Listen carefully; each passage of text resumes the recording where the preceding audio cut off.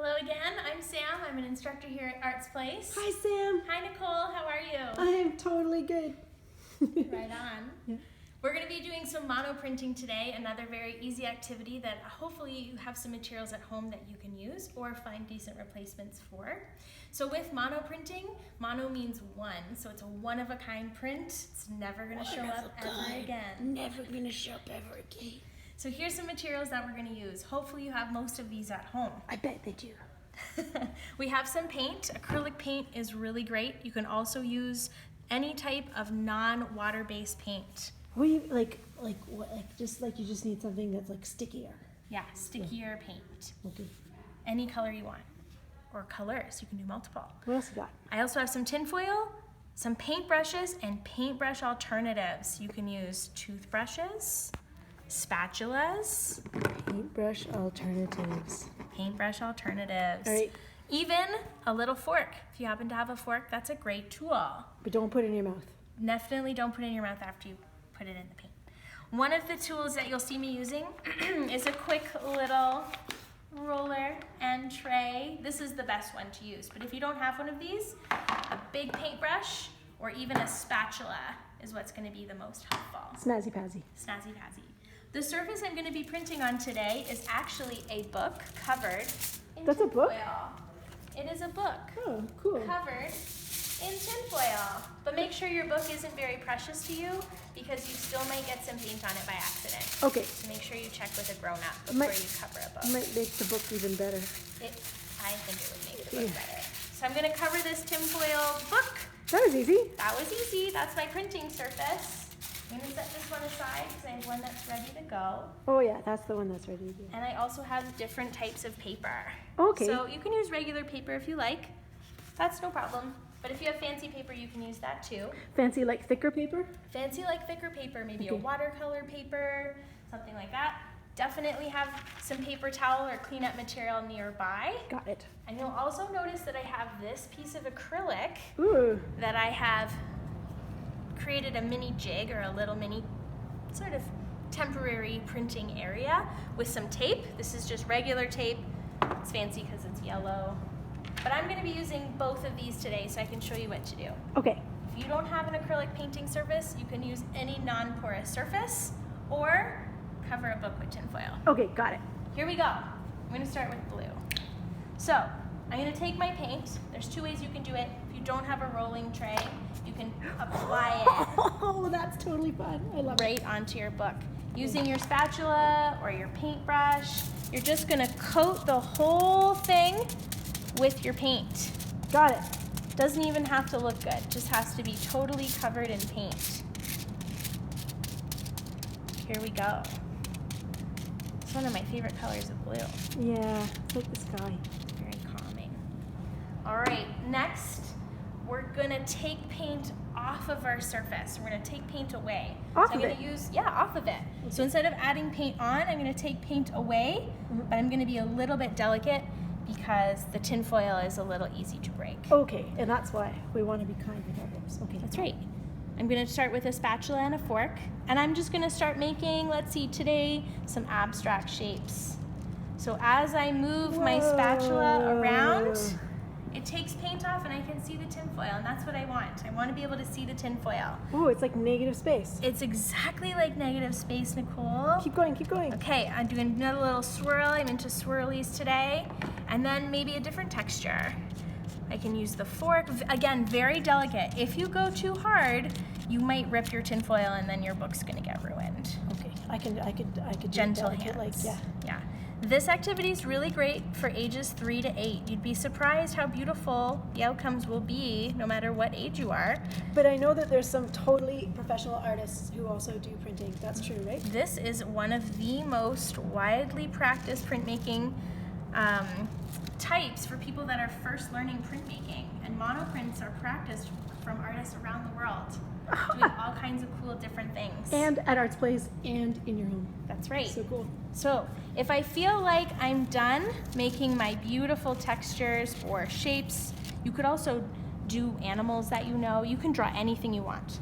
Then I'm ready to print. So I take my paper, any side is fine, as long as you choose the side you like best, And in one smooth move, I'm gonna put this all the way down. Just like that. Very satisfying. Once it's down, gentle hands again like you're petting a puppy, and you're just gonna start to squish your paper a little bit, not too much. Oh, like you're petting a puppy. Petting a puppy. What about a kitten? Would that work too? Yeah, a little kitten would work too. Make sure you get the corners, make sure you get the sides, and you're gonna make sure that your paper doesn't wiggle or jiggle. You want it to be flat and stay exactly where it is. Okay, got it. Then from here, we're ready for the big reveal. Okay. Are you ready, Nicole? That's a drum. Here we go. I'm gonna start at the corners. Whoa, I dropped it! Is it still okay? Still okay. Ah, so cool. Oh, neat. I can see even the little patterns from where you put the fork in there, too. Yes, so delicate patterns, very bold patterns, some texture over here. And of course, you can see the textures of the paint, which kind of adds to the overall quality of the print. Nice. Yeah, very unpredictable. And again, the reason we call it mono printing is now that I've done one, I'm done with this surface. Oh, it's I time see. to start again. Only one. I get it. One. So I have a couple options. I can take my paint, put some more on here, and just sploosh it all around again. Or I could use a very nice damp cloth and rinse it all the way off. But don't put your book under the sink to rinse it off. Oh, note to self. Don't do that. The other option you can do if you want something a little bit more, let's say one level up, is you can start to use a place of, well, kind of like a placeholder. It'll set exactly where your printing margins are going to go, and it'll give you a little bit of a cleaner edge than when you were working with the book. So I'll show you how to do that if you happen to have a paint roller and a tray.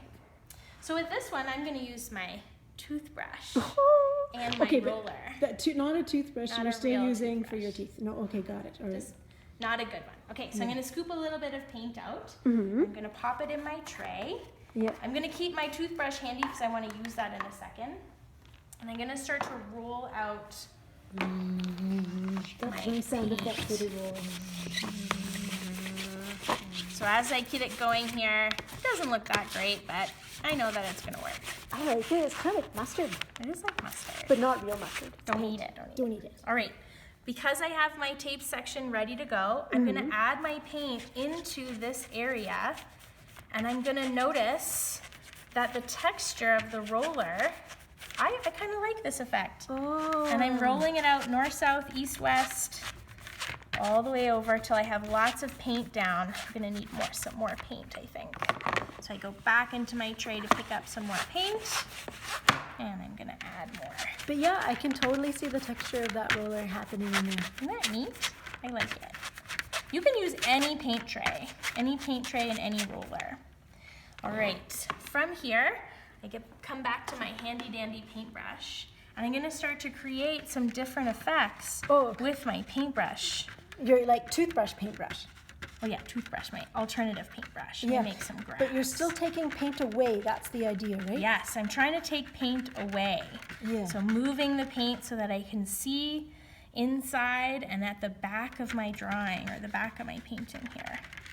Cool. Let's make this one kind of simple. I'm just gonna do a couple lines here, make a few leaves. Yeah, I was thinking it makes me think about like grass. Grass, yeah, it kind of looks like grass. So I'm using the end of my paintbrush, which is my toothbrush alternative paintbrush. That's so neat. And the top. So both sides. When I feel like I'm ready, I'm gonna take my piece of paper and I'm gonna do the exact same process I did before. One smooth move. What was our sound of it?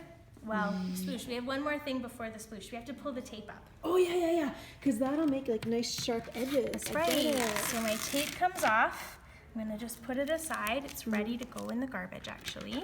I love making tape balls. They're so much fun. Me too. They're a little full of paint though, so just be careful. Oh, okay. You want some nice clean hands when you're doing printmaking. Yeah, As best you can. And we're all washing our hands a lot. Are you washing your hands a lot? Oh, a lot, every time. lot. And I'm trying not to touch my face also. You're doing a good job. Thank you. My hands are clean. I have my paper. I'm ready to go. One smooth move all the way down.